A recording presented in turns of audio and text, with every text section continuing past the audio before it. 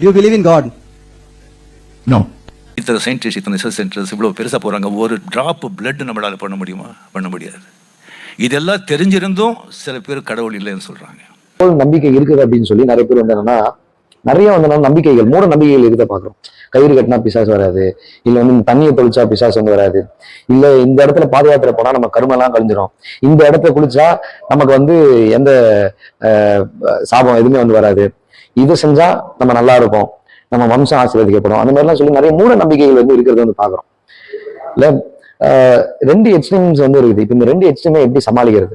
What is your point, what is your answer அப்படின்னு சொல்லி நம்ம கேட்கும்போது, கடவுள் இருக்கிறாரு, ஆனா இவங்க சொல்றது போல இல்லை.